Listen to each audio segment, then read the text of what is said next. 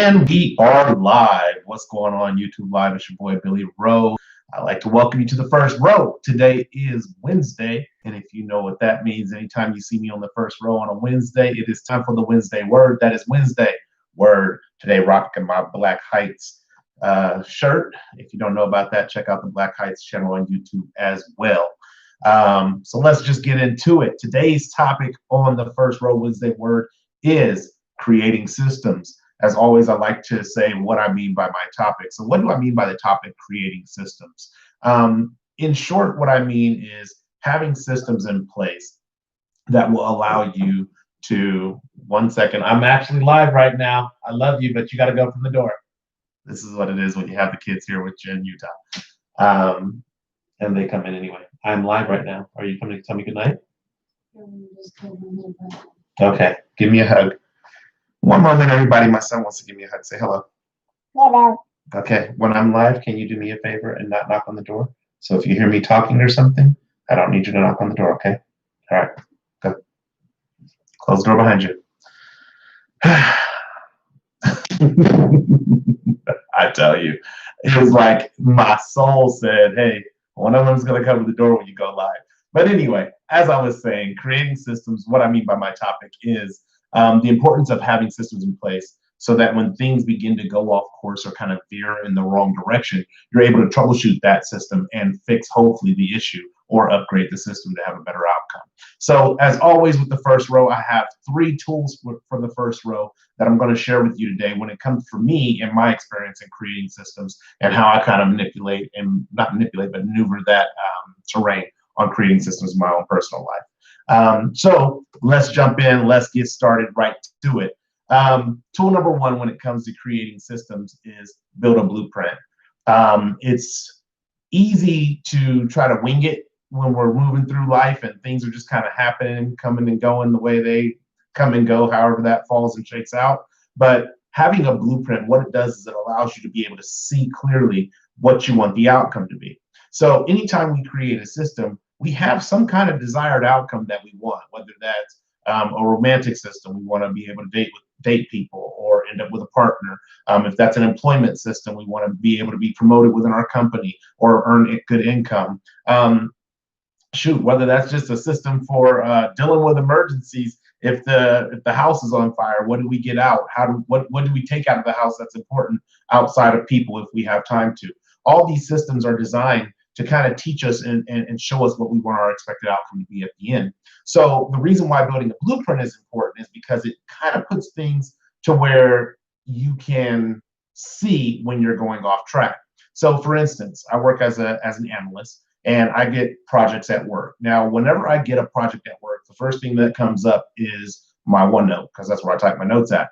And I immediately start scoping out the project and try to get really clear on what the person is asking me, so that as I go to create the system to provide the solution or provide the answer, I can kind of see if I veer off. And sometimes what happens is I get to the end of the project, I'm like, ta-da, here's the outcome. And they're like, yeah, that doesn't answer this question. Or now I have these other questions that I need to ask. And so I'll start tying those into the actual system that I'm building or the solution that I'm building. So if we take this blueprint mentality and we bring it down to something as simple as, which I don't have right now on me, but something as simple as a watch that has gears, not a digital watch, but a watch that has gears we'll use because it's a little easier to see. As those gears are moving within the watch, if you have one gear that pops out or you have something that's off on the timing, now all of a sudden you find that your watch doesn't tell you the right time. And what good is a watch that you're just like, oh, I think it's about this time, or it could be this time, but it could be a different time. That's a useless watch. And so what a blueprint does is it allows you to say, okay, I know that my system, we'll say for dating, involves 3 key elements. It involves conversation. It involves a period of actually taking the time to get to know a person before we start moving too far into things. And then it's like, oh man, I invested a little too much and I don't really like that person like that. And then it involves an inevitable outcome, whether that's, hey, we're going to proceed something romantically or we're not going to proceed on something that's romantic. And so in that system, just like the clock, when something is off, I'm able to go and say, oh, it's the 3rd gear in the system that I'm not really don't want to pursue now that I have enough information. I've had enough conversation. I have enough information. Oh, this third gear is letting me know that I don't want to really pursue a relationship with this person because the other two gears are functioning properly. So that's the very first tool, and I kind of want to really get that in there because what inevitably in all, what a blueprint does is it allows you to be able to troubleshoot and fix, troubleshoot and downgrade, troubleshoot and upgrade your systems that you have in place, no matter what that system is for. So that's the first tool. The second tool is systems help us with the definitions of what the success is. So the way I envision this is, this is going to sound really childish, but I don't care because this is the era I come from. I think about the Roadrunner cartoon where Wile E. Coyote is constantly chasing the Roadrunner, constantly ordering things from Acme. They're constantly backfiring on him in one way, shape, or another, whether it's rocket skates, a rocket, painting sides of mountains, whatever it may be. Wile E. Coyote buys these products from Acme, and then they don't function properly. And it's not that he doesn't have plans for catching the Roadrunner. It's not that he doesn't want to catch the Roadrunner. As you'll see, he orders tons of things. I always say Acme was the first Amazon. He orders tons of things from Acme. They airdrop or they end up in his possession in some way, shape, or form, and they don't get the outcome that he wants. And so systems, they help us with our definitions of success, because if we know the outcome is, hey, I want to catch a Roadrunner and eat this Roadrunner as Wile E. Coyote, then we have to be able and willing to look at our system in its entirety. If we're seeing, okay, I'm putting together the things properly, I'm in the place that I'm supposed to be, I'm doing X, Y, and Z, and I'm still not getting the outcome that I want, we may have to go back to that step and say, well, what is my first step? Well, I'm ordering these products from Acme. What is my first step? Well, my attitude is a little funky on the inside. Maybe I need to address my attitude before I start trying to pursue further down this system. Maybe that's a component that my system is missing that needs to be implemented in order to get the success that I want. And the other aspect of a system defining our success, when we find that our systems lean a little bit too much away from definition and more towards confinement, then our system is in a place where I perceive it needs to have a health check. We actually need to check that system and say, you know what, is this really what I want? Because I'm confining people, or I'm confining my success, or I'm confining whatever it may be into this box instead of defining what I want it to be for me. And you'll hear a lot about that in the story that I share tonight. So that is the second tool when it comes. Again, we do not create systems without an anticipated outcome. However, that anticipated outcome should not be some kind of box that we expect it to fit into. It's almost like when they say happiness. When you're pursuing happiness, you're like, as soon as I get to this, I'll be happy. And then as soon as you get there, you find out you're still not happy. And so you go pursuing the next thing and you find out you're still not happy. It's because that external pursuit of happiness will never sedate the internal need to be happy internally before you can ever gain something externally. So that's tool number two. And then the final and the third tool for the first row when it comes to creating systems, it is that not all of our systems are universal. And you'll see this in multiple areas of your life. Like how I am relationship-wise as an employee is not the same way I am as a father. Like I just had my son come in and he wanted to give me a hug because he's getting ready to go to bed soon. As a professional, if somebody just kind of barges into my office while I'm doing something, I might say, hey, we're in the middle of something, and be very short, concise, scram kid, you bother me. With my children, who I love very dearly, and as a father, as under my father system, I need to be able to allow them to see what I am doing and not hurry up and shoo them away, and be able to communicate to them why they're being asked to leave. It's not because I don't love you. It's not because I don't want you around. It's because I am currently in the middle of doing something that requires my attention, which is not going to allow me to give you the attention that you possibly want right now. So I need you to step out of the room. So these systems that we create are not one size fit all. You can look at it when you look at the human body. We have multiple systems in our body. We have a cardiovascular system. We have a respiratory system. We have a nervous system. And these systems, though they may have overlap, they don't do the same things. Like my nerves allow me to do all this moving while I'm talking. My cardiovascular system moves the blood through my bodies, and it consists of my heart and my veins. My respiratory system consists of my lungs and my windpipe that allows me to get air, so that air can go and air can get into my body and oxygenate my blood. So systems are not one size fits all things. What you will find is, as you try to do one size fits all systems, you're going to find yourself with quite a bit of frustration, because the system will not work in every situation. It just is the way it is. Just like every house key doesn't open every house. One system doesn't solve every single problem. But two, you're going to also find complacency at times, because the complacency comes when you continually try to force that one system to fix issues that it wasn't designed to fix. So those are the three tools that I really want to share with you guys tonight. My son kind of has me a little off keister on where I wanted to go, but I really want to go over the three tools with you again, and then I'll share the story that I have with you guys regarding creating systems. So the very first tool when it comes to creating system is build a blueprint. Again, have an outline, understand more importantly how you can update and or fix issues that arise in your system. Tool number two is systems help us with our definitions. If your system is creating confinement, you're going to find that either you're going to get complacent in the confines of the system, or you're going to find frustration in that.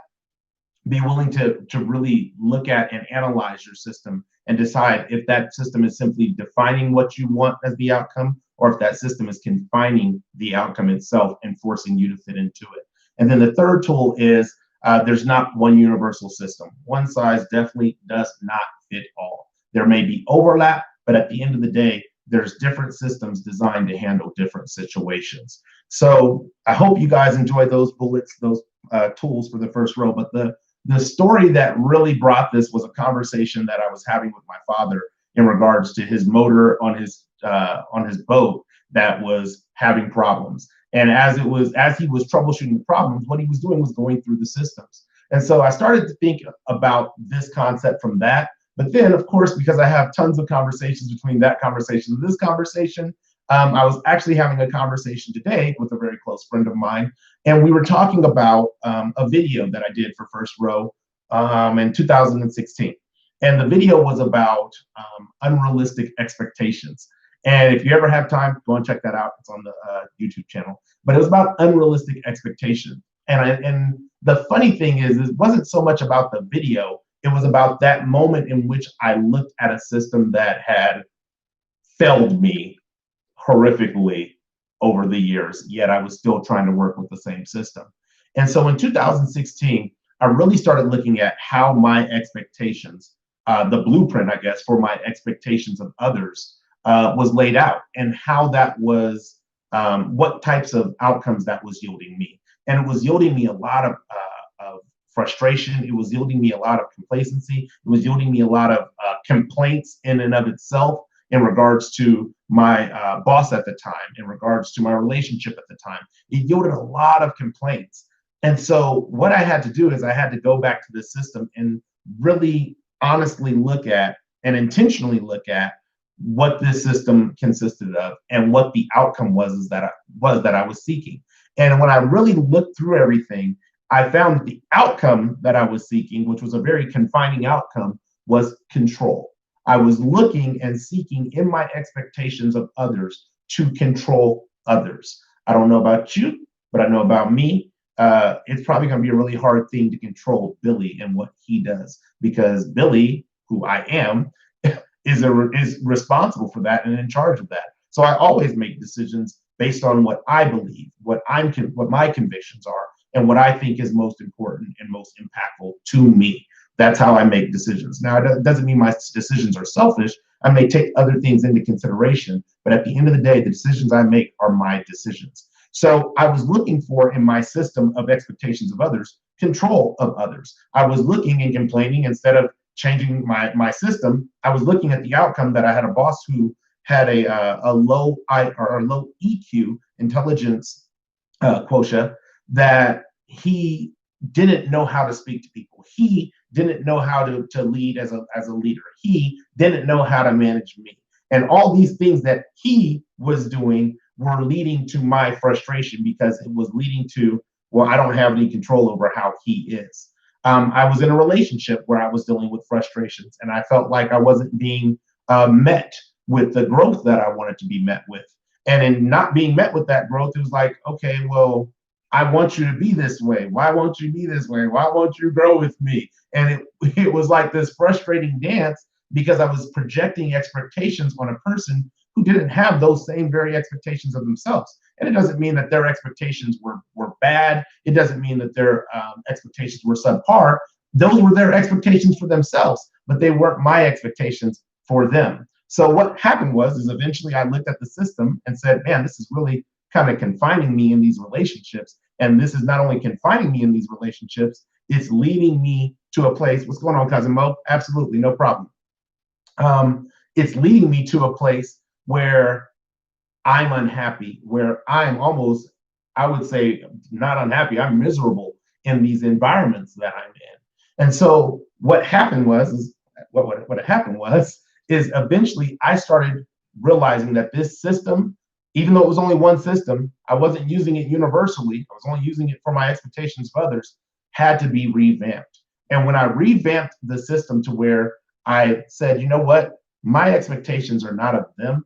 My expectations are of me. My expectations and the responsibility to be happy to go to work, to be happy to be to be a part of a team, to be happy to be part of a partnership. Those are expectations that I have for myself. And I really started asking myself, do I want to be the employee who does just the bare minimum? No. I want to be the employee who gives everything that he has every single day. So that way he knows that he left it all out there on the table. Do I want to be a husband who cheats on his wife?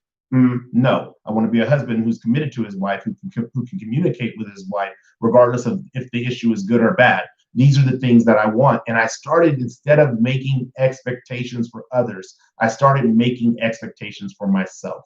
And in that, I started tweaking the system that I had in regards to expectations for others. I have an overall general concept of, hey, this is how I expect you to treat me if you're going to be my friend. This is how I expect you to treat me if you're going to be my partner. However, I no longer confine it into, if I were you, I would treat me this way if I was in a relationship with you. Like, it removed a lot of that frustration. And so in a sense, I was working for decades with a broken system of expectation that had to be repaired. But once I repaired the system, the outcome began to shift. The outcome began to change. All of a sudden, I was in a heated conversation with a boss of mine, and I said, you know what? Yeah, I think that we're going to go ahead and resign here. And I didn't quit emotionally and just throw everything around and I'm out of here, F you, none of that stuff. I simply said, I'm giving you a 3-week notice. In 3 weeks, I will do whatever you need me to do, whether that's do reporting that I currently do, write standard operating procedures for the next person who comes here and do it, train the one person who's still here. I will do that for you over the next 3 weeks. And then I moved on from that position. Then in my relationship, in my intimate relationship, I said, hey, you know what?